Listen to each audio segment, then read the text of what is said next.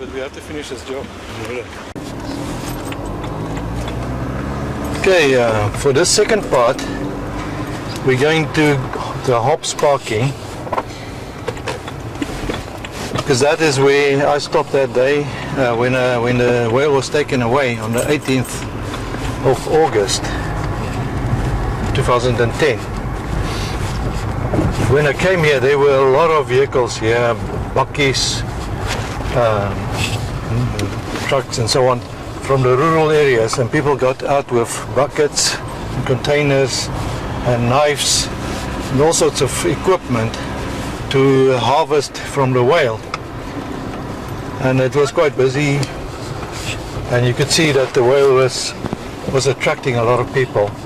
And I had to park here because there was no other parking available. It's a little bit of a longer walk, but that was the only place I could get. So we're going to revisit it today. Genevieve, let's go do it.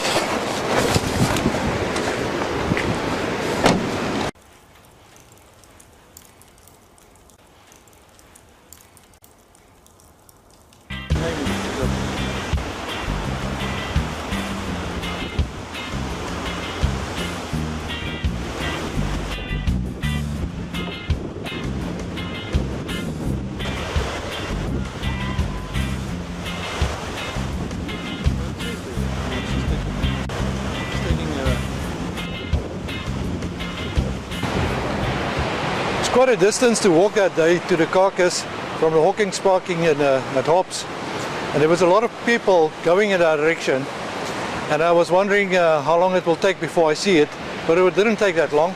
I could see it there in the ocean behind us, that direction. Here just directly behind us you see Clark Bay. It's a swimming beach with lifeguards, so you have to go past there obviously. What I saw of the carcass, it didn't look the same. It was actually black on the 14th when I saw it, but today it was creamish. The skin was gone, and there were people sitting on top of it, harvesting it. You'll see in the pictures that I show here, there was a lot of people. Some people were queuing up to try to get on it, and others were already on top of it with knives and all sorts of tools. And there was also a man in a traditional Zulu dress, similar to what I'm wearing now. This headband and other clothes, which he looked like a Sangoma. He was also on there. So we assume it's for medicinal purposes. I'm not sure if there was anything edible on that carcass.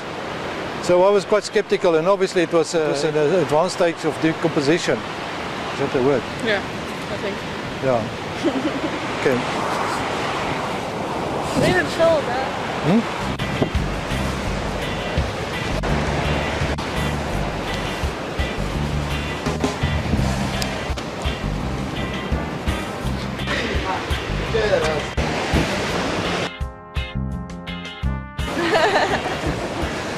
While I was walking, I saw a group of dolphins coming past close to the shore.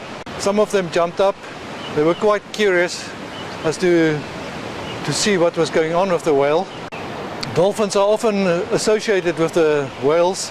I've heard of dolphins that help whale calves from behind shark nets to escape again.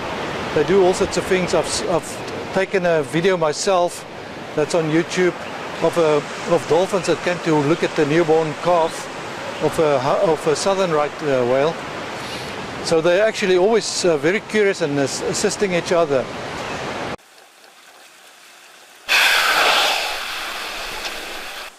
Okay, so let's just Pause.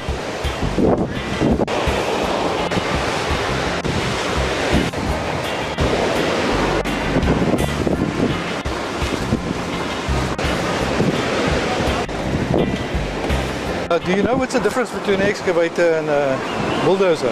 No. Bulldozers are normally those machines with the scoops in the front that actually digs soil like this, you know, and then lift it up. And then the excavator is those things with the long arms. This has this shape, you know. Yeah. So when I got to this point, I could see there on the rocks there were two bulldozers and one excavator. They just arrived. They were getting into position because obviously they were here for the removal.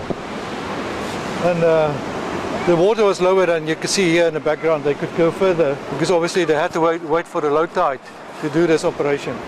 Right there.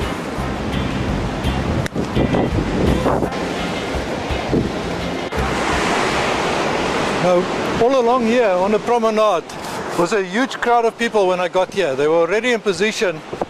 They were standing all along. The carcass was there. The excavators were there. There were a lot of people on the beach. There were people harvesting the carcass. But all along here there were a lot of spectators just standing there waiting for the action to start. If you won't believe me, it was right, went right across there. It was quite amazing. From this.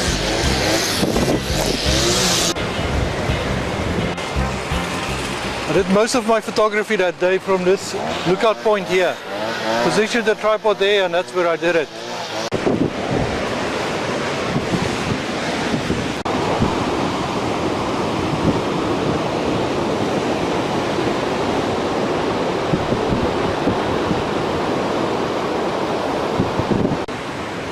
Okay, so while I was waiting here for action to happen, I started to take pictures of the people behind us. Because the people, when they're concentrating on something, they are very interesting. They have interesting expressions. They are pointing and discussing, and that makes for good photo opportunities. And I really enjoyed that, and I'm going to include all of that here. And you will see in between this there will be a lot of photos of people.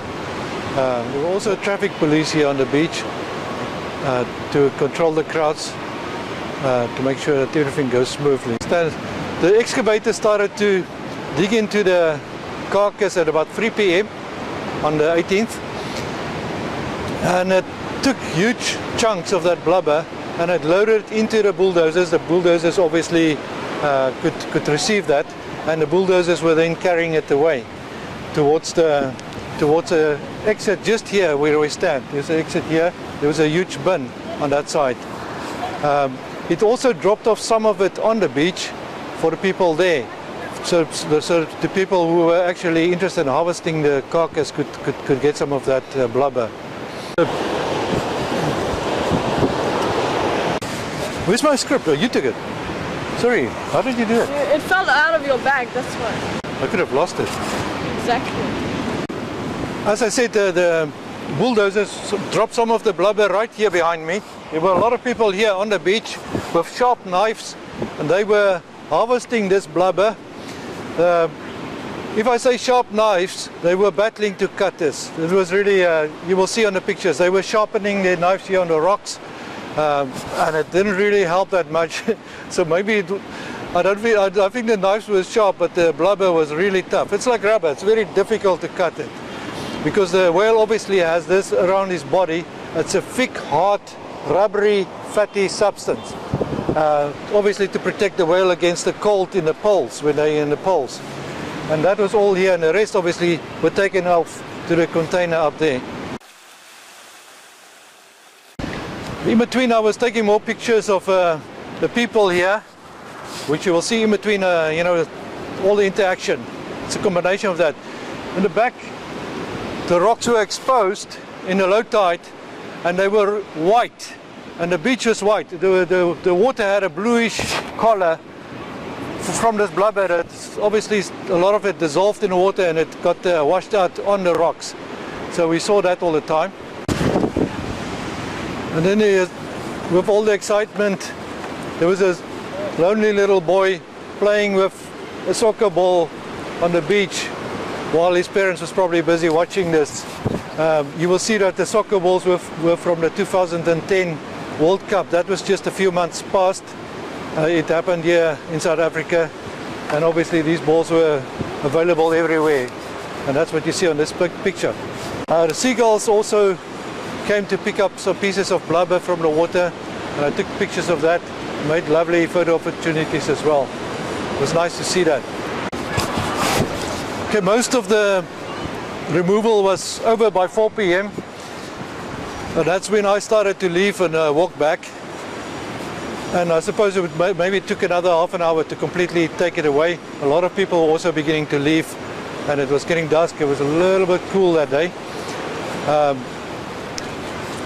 And this ended a very historic event for this town. You know, it's always interesting to have something like this. And whales do die from time to time. You get it every now and then on the coast, and it obviously poses a huge operation, you know, quite a challenge to actually get rid of this carcass in a controlled way. This was done quite well. Everything was put in containers, and it was just taken away to be dumped somewhere, and it was clean and it was over, and the beach was clean again, and the holiday goers could come here again. Thanks for watching this video. If you liked it, please subscribe to my channel,